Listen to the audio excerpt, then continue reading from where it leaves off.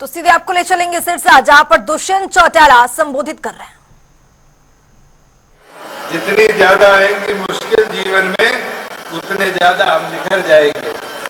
आज इनसो के 22वें स्थापना दिवस के उपलक्ष्य में जननायक जनता पार्टी और इंडियन नेशनल स्टूडेंट के संस्थापक आदरणीय डॉक्टर अजय सिंह चौटाला जी, जननायक जनता पार्टी के प्रदेश के अध्यक्ष ब्रिज शर्मा जी, आपके बीच में अजीत दिग्विजय सिंह जी, इनसो के राष्ट्रीय अध्यक्ष भाई प्रदीप जी, भाई रवि जी, भाई अजय जी, यहाँ पर मौजूद इनसो के तमाम वरिष्ठ पदाधिकारी, जननायक जनता पार्टी के तमाम कार्यकर्ता साथियों और प्रदेश के अलग अलग विश्वविद्यालयों से आए छात्र छात्राएं, मेरे युवा साथियों, मेरी बहनें, मैं पहले तो आप सबको बधाई देता हूं कि 22 साल पहले लगाया गया डॉक्टर अजय सिंह चौटाला जी के हाथ से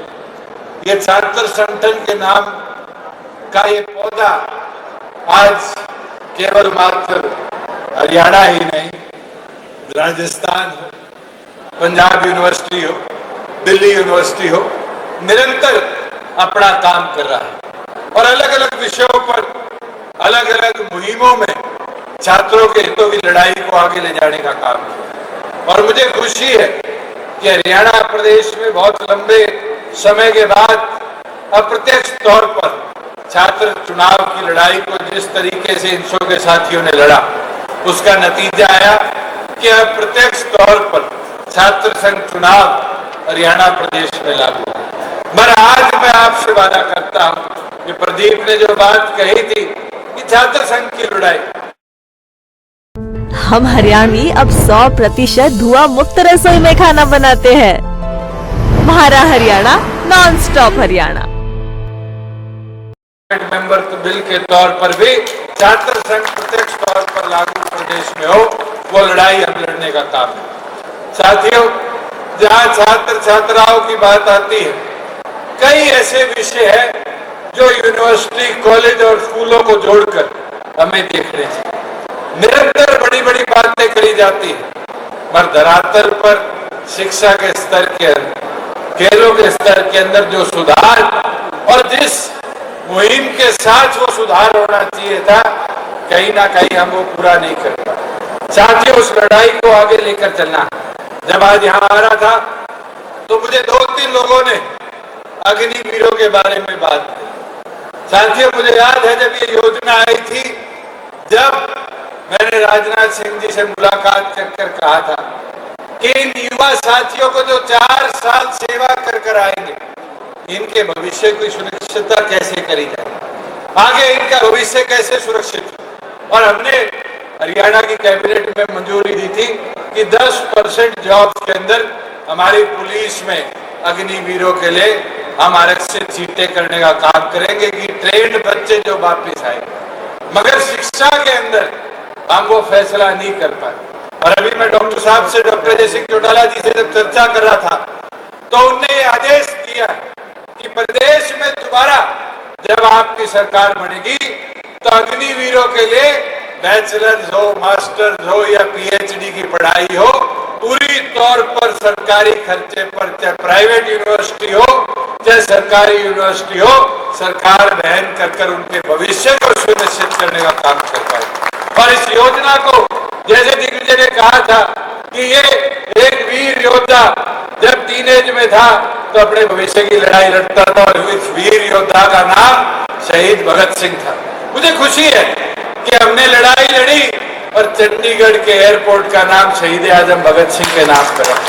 और इस योजना को भी जो अग्निवीरों के लिए हम करेंगे, इसकी योजना का नाम भी शहीद भगत सिंह अग्निवीर छात्र विकास योजना के नाम पर शुरू करेंगे कि उन छात्रों को, उनके विकास के लिए, उन अग्निवीरों को हम भविष्य सुनिश्चित दे पाए कि जो 4 साल देश की सेवा में लगा कर आए हैं, वो वापस आकर हायर एजुकेशन लेकर वेल क्वालिफाइड जॉब्स के लिए। और मैं इसलिए बोल रहा हूं क्योंकि ये योजनाएं जो बनाई जा रही है, 10% सीआरपीएफ में कोटा दे दिया जाएगा, 10% पुलिस में कोटा दे दिया जाएगा। ये 4 साल की ट्रेनिंग के बाद भी 12वीं पास बच्चे को क्या नौकरी मिलेगी? नौकरी मिलेगी सिपाही को सिपाही की। उसकी तरक्की के बारे में सरकार आज सोचने का काम नहीं करे, मगर अगर उसके चाह के मुताबिक उसको बैचलर्स की मास्टर्स की डिग्री दी जाएगी तो फिर सिपाही की ट्रेनिंग लिया हुआ अग्निवीर भी वापिस आकर पढ़ाई अगर अफसर बनकर दोबारा अपनी फौज में जा पाएगा।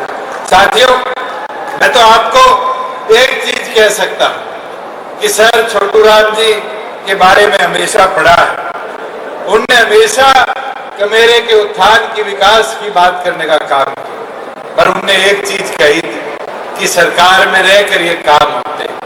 उन्हें हमेशा कांग्रेस के विरुद्ध में लड़ाई लड़ी, मगर अपने मुद्दों को मनवाने के लिए उनके साथ जाकर खड़ा होने का काम किया। हमसे भी एक गलती हुई थी, हमने भी आपके अधिकारों को मनवाने के लिए कदम उठाए, बीजेपी के साथ जाने का काम किया, और उस गलती को आज देखते हैं कि जनता जो बीजेपी से नाराज थी वो कहीं ना कहीं हमसे नाराज होकर बैठी। ये मैं वादा आपको करता हूं कि आने वाले भविष्य में गलती दोबारा करने का काम नहीं करें। साथियों, अगर हित की लड़ाई होगी तो अपने हितों को प्राथमिकता देकर अपने मुद्दों को प्राथमिकता के साथ आगे ले जाने का काम करेंगे। और मैं कई ऐसे विषय हैं जो छात्र छात्राओं के बारे में हमने पूरे भी करे, जैसे हमारी बहनों को बस पास की सुविधा थी, पूरी तौर पर निःशुल्क कराई कि कॉलेज और यूनिवर्सिटी में पढ़ने वाली छात्राओं को बस पास के लिए 1 रुपया देने के काम। पर बहुत बच्चे मेरे को अलग अलग जगह मिले और उन्होंने कहा कि जी बस पास तो बनाया जाता है, पर बस पास नहीं है, बल्कि छात्रों के लिए एक हरासमेंट का अड्डा बन चुका है कि बारी बारी पहले प्रिंसिपल के साइन कराओ, फिर जाओ डीएम के दफ्तर में, फिर पास के लिए फिर लाइन में खड़े हो। ये वादा आज आपको करते हैं कि आपकी सरकार बनेगी तो ऐसी व्यवस्था बनाएंगे कि बस पास के लिए किसी छात्र को किसी के हस्ताक्षर करने की जरूरत नहीं, एडमिशन होने पर एक कॉलेज और यूनिवर्सिटियों में सुविधा लाकर देने का काम करेंगे कि छात्र छात्राओं को अपनी शिक्षा के लिए शिक्षा पे फोकस करने का टाइम मिले, ना कि आई कार्ड और बस पास बनाने के लिए धक्के काटने पड़े। और उसके साथ साथ साथियों, हमने स्कूलों में एक व्यवस्था शुरू करी और वो व्यवस्था बड़ी लाभदायक है। कई बार क्या होता था, प्राइमरी स्कूल तो हमारे छोटे छोटे गांव में थे, मगर मिडिल और सेकेंडरी स्कूल के लिए 8-8, 10-10 किलोमीटर छात्र छात्राओं को जाना पड़ता, और व्यवस्था बनाई कि शायद 15 या 16 रुपया प्रति किलोमीटर के हिसाब से 18 सीटर गाड़ी गांव में तय हो जाती थी, और गांव को प्रिंसिपल की वेरिफिकेशन के बाद सरकार उसका पैसा देती थी कि स्कूली छात्र छात्राओं को शिक्षा के लिए दर-दर की ठोकरें ना खानी पड़े। अब तो हमारे हर 20 किलोमीटर में कॉलेज बन चुके हैं, और 20 किलोमीटर के कॉलेज के दायरे के अंदर छात्र छात्राओं को आने जाने की व्यवस्था के लिए ये वादा आज आपसे करते हैं कि वैसी स्कीम बनाने का हम काम करेंगे जिससे 20 किलोमीटर 30 किलोमीटर के दायरे में अगर कोई छात्र छात्रा स्कूल में पढ़ता है, अगर एक बच्चा भी होगा उस गांव से, तो व्हीकल उपलब्ध कराकर उसकी स्कूल शिक्षा को बैकलॉग के तौर पर नहीं, पर फ्रंट फुट के तौर पर शिक्षित करने के लिए उसका सहयोग करने का काम करेंगे। वही आज डॉक्टर जय सिंह चौटाला जी के आदेश है कि हमारे प्रदेश के सबसे ज्यादा युवा साथी 2 व्हीलर यूज करते हैं, मोटरसाइकिल हो, स्कूटी हो, चाहे स्कूटर हो। हमने बारी बारी सोचा, बारी बारी देखा कि 2 व्हीलर अगर कोई यूज करता है तो माध्यमिक और गरीब वर्ग का आदमी भी करता है, जो छोटा दुकानदार है, मजदूर है, और उसके ऊपर रजिस्ट्रेशन का एक दबाव रहता है, और रजिस्ट्रेशन का खर्चा भी बारी बारी आता है। साथियों, ये आज हम घोषणा करते हैं जिस दिन आपकी सरकार बनेगी, 2 व्हीलर के ऊपर से रजिस्ट्रेशन फीस पूरी तौर पर समाप्त करने का काम, जिससे हमारे गरीब को, कमेरे को, छात्रों को आने जाने के लिए अपना 2 व्हीलर अपने खुद के, जैसे चौधरी देवीलाल जी ने ये उदाहरण डॉक्टर साहब ने दिया था कि चौधरी देवीलाल जी ने ट्रैक्टर पे से टैक्स माफ किया, और मुझे वो दिन याद है जब केंद्र की सरकार ट्रैक्टर पे टैक्स लगाने का काम कर रही थी तो पार्लियामेंट में 1 महीने लेके गया था, नहीं गया था ट्रैक्टर, और उसको वापस गाड़ा बनाया। जैसे युवा साथियों का, मानवीय गरीब वर्ग का ये साधन इसी प्रकार से हम टैक्स फ्री कर आपके बीच में देने का काम करेंगे। साथियों, मैं एक चीज जरूर कहना चाहूंगा, 4.5 साल में बहुत से ऐसे वादे थे जो हमने पूरे करे, और उसका एक वादा ऐसा था जो प्राथमिक तौर पर आपके जीवन पर बहुत महत्व रखता था। साथियों, जहां छात्र छात्राओं की बात आती है, कई ऐसे विषय हैं जो यूनिवर्सिटी, कॉलेज और स्कूलों को जोड़कर हमें देखने चाहिए। निरंतर बड़ी बड़ी बातें करी जाती है, मगर धरातल पर शिक्षा के स्तर के अंदर, खेलों के स्तर के अंदर जो सुधार और जिस मुहिम के साथ वो सुधार होना चाहिए था, कहीं ना कहीं हम वो पूरा नहीं कर पाए। साथियों, उस लड़ाई को आगे लेकर चलना। जब आज यहाँ आ रहा था तो मुझे 2-3 लोगों ने अग्निवीरों के बारे में बात की। साथियों, मुझे याद है जब ये योजना आई थी, जब मैंने राजनाथ सिंह जी से मुलाकात कर कहा था कि इन युवा साथियों को जो 4 साल सेवा कर आएंगे, इनके भविष्य की सुरक्षितता कैसे करी जाए, आगे इनका भविष्य कैसे सुरक्षित।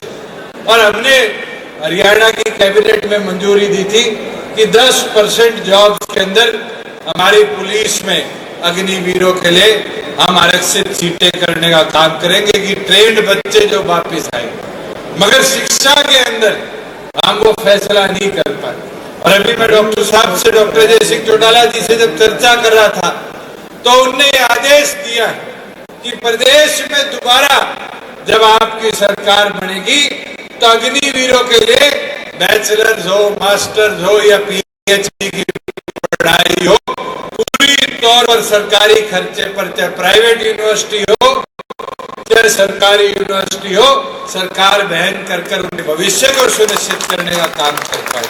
और इस योजना को, जैसे दिग्विजय ने कहा था कि ये एक वीर योद्धा जब टीनेज में था तो अपने भविष्य की लड़ाई लड़ता था, और इस वीर योद्धा का नाम शहीद भगत सिंह था। मुझे खुशी है कि हमने लड़ाई लड़ी और चंडीगढ़ के एयरपोर्ट का नाम शहीद आजम भगत सिंह के नाम पर है। और इस योजना को भी जो अग्निवीरों के लिए हम करेंगे, इसकी योजना का नाम भी शहीद भगत सिंह अग्निवीर छात्र विकास योजना के नाम पर शुरू करेंगे कि उन छात्रों को, उनके विकास के लिए, उन अग्निवीरों को हम भविष्य सुनिश्चित दे पाए कि जो 4 साल देश की सेवा में लगा कर आए हैं, वो वापस आकर हायर एजुकेशन लेकर वेल क्वालिफाइड जॉब्स के लिए। और मैं इसलिए बोल रहा हूँ क्योंकि ये योजनाएं जो बनाई जा रही है, 10% सीआरपीएफ में कोटा दे दिया जाएगा, 10% पुलिस में कोटा दे दिया जाएगा। ये 4 साल की ट्रेनिंग के बाद भी 12वीं पास बच्चे को क्या नौकरी मिलेगी? नौकरी मिलेगी सिपाही को सिपाही की। उसकी तरक्की के बारे में सरकार आज सोचने का काम नहीं करे, मगर अगर उसके चाह के मुताबिक उसको बैचलर्स की, मास्टर्स की डिग्री दी जाएगी तो फिर सिपाही की ट्रेनिंग लिया हुआ अग्निवीर भी वापिस आकर पढ़ाई कर अफसर बनकर दोबारा अपनी फौज में जा पाएगा।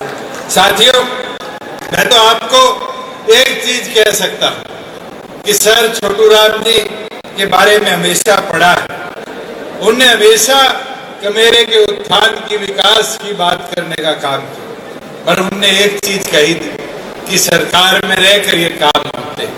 उनने हमेशा कांग्रेस के विरुद्ध में लड़ाई लड़ी, मगर अपने मुद्दों को मनवाने के लिए उनके साथ जाकर खड़ा होने का काम किया। हमसे भी एक गलती हुई थी, हमने भी आपके अधिकारों को मनवाने के लिए कदम उठाए, बीजेपी के साथ जाने का काम किया। और उस गलती को आज देखते हैं कि जनता जो बीजेपी से नाराज थी, वो कहीं ना कहीं हमसे नाराज होकर बैठी। ये मैं वादा आपको करता हूं कि आने वाले भविष्य में गलती दोबारा करने का काम नहीं करें।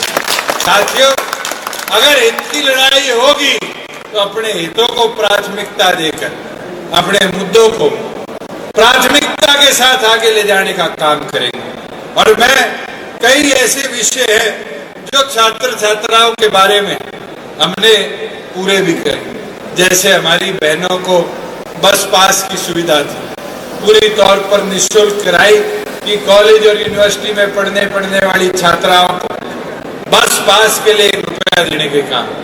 पर बहुत बच्चे मेरे को अलग अलग जगह मिले और उनने कहा कि जी बस पास तो बनाया जाता है, पर बस पास नहीं है, बल्कि छात्रों के लिए एक हरासमेंट का अड्डा बन चुका है कि बारी बारी पहले प्रिंसिपल के साइन कराओ, फिर जाओ जीएम के दफ्तर में, फिर पास के लिए फिर लाइन में खड़े हो।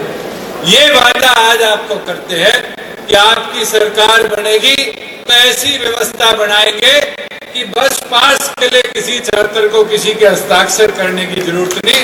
एडमिशन होने पर ये कॉलेज और यूनिवर्सिटियों में सुविधा ला कर देने का काम करेंगे कि छात्र छात्राओं को अपनी शिक्षा के लिए शिक्षा में फोकस करने का टाइम मिले, ना कि आई कार्ड और बस पास बनाने के लिए धक्के काटने पड़े।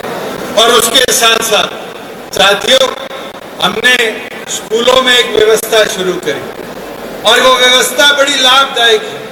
कई बार क्या होता था, प्राइमरी स्कूल तो हमारे छोटे छोटे गांव में थे, मगर मिडिल और सेकेंडरी स्कूल के लिए 8-8, 10-10 किलोमीटर छात्र छात्राओं को जाना पड़ता। इसके लिए हमने व्यवस्था बना कर दी और व्यवस्था बनाई कि शायद 15 या 16 रुपया प्रति किलोमीटर के हिसाब से 18 सीटर गाड़ी गांव में तय हो जाती थी और गांव को प्रिंसिपल की वेरिफिकेशन के बाद सरकार उसका पैसा देती थी कि स्कूली छात्र छात्राओं को शिक्षा के लिए दर दर की ठोकरें ना खानी पड़े। अब तो हमारे हर 20 किलोमीटर में कॉलेज बन चुके हैं और 20 किलोमीटर के कॉलेज के दायरे के अंदर छात्र छात्राओं को आने जाने की व्यवस्था के लिए ये वादा आज आपसे करते हैं कि वैसी स्कीम बनाने का हम काम करेंगे जिससे 20 किलोमीटर 30 किलोमीटर के दायरे में अगर कोई छात्र छात्रा स्कूल में पढ़ता है, अगर एक बच्चा भी होगा उस गांव से, तो व्हीकल उपलब्ध कराकर उसकी स्कूल शिक्षा को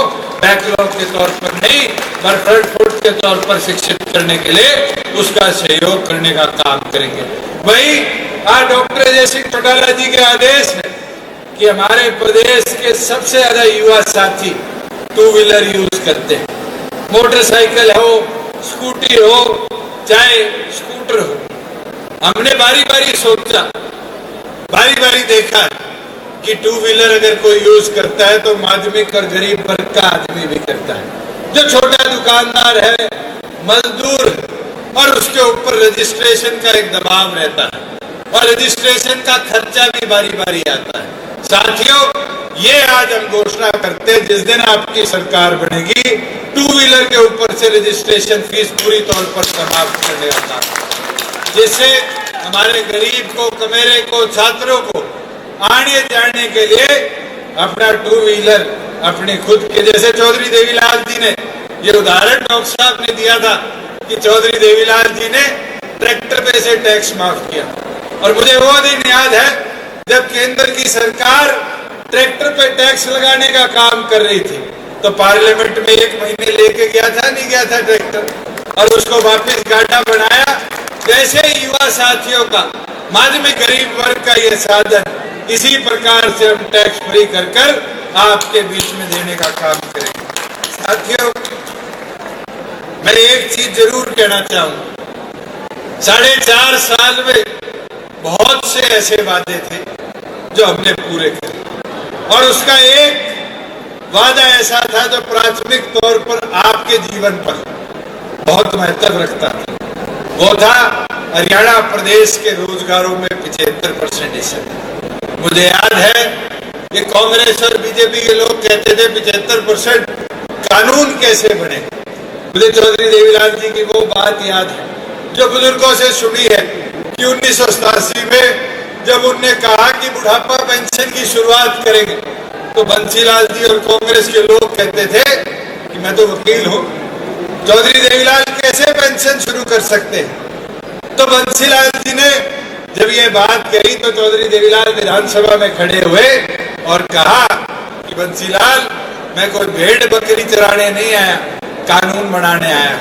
और साथियों, हमने भी वही कदम उठाया, उसी कदम पर चलते हुए चौधरी देवीलाल जी के कि हरियाणा प्रदेश के युवाओं के भविष्य को सुरक्षित करने के लिए हरियाणा विधानसभा में रोजगार मेरा अधिकार 73% कानून लाने का काम किया। वैसे ही हमारी माताओं बहनों के लिए मुझे खुशी है कि अब पंचायतों में आप जैसी बहनें भी जो यहाँ से डिग्रियां लेके जाती थी, गांव का नेतृत्व कर रही है, पंच बन रही है, सरपंच बन रही है, और तो और जिला परिषद ब्लॉक समिति के मेंबर और चेयरमैन के तौर पर कार्यभार संभाल रही है। आज हर दूसरी कुर्सी पर एक हमारी माता बहन बैठी है और पंचायती राज संस्थाओं को बड़े अच्छे तरीके से चलाना पड़ रहा है। वर्मा जी और बैठे बैकवर्ड के साथियों को कोई पूछता नहीं था पंचायतों में, क्योंकि एक एक दो दो मकान होते थे। आज बीसीए के साथियों को 8% पंचायती राज संस्थाओं में हमने हिस्सेदारी देने का काम किया और ये वादा करते हैं यही महिलाओं का बैकवर्ड का सम्मान आज तो पंचायती राज में किया था, राज बढ़ने पर शहरी निकाय में भी कराने का काम करेंगे कि प्रदेश के हर स्तर पर बैकवर्ड और महिला का सम्मान बराबरी से रखा जाए। वही साथियों, हमने 14 फसलें किसान की एमएसपी पर उठाई। आज इस हॉल में बैठा हर एक बच्चा कहीं ना कहीं खेती बाड़ी से संबंध रखते हुए परिवार से आता है। मुझे याद है कि 2 फसलें 3 फसलें सीसीआई आ जाती थी तो नरमा चौथा एमएसपी पर खरीदा जाता था।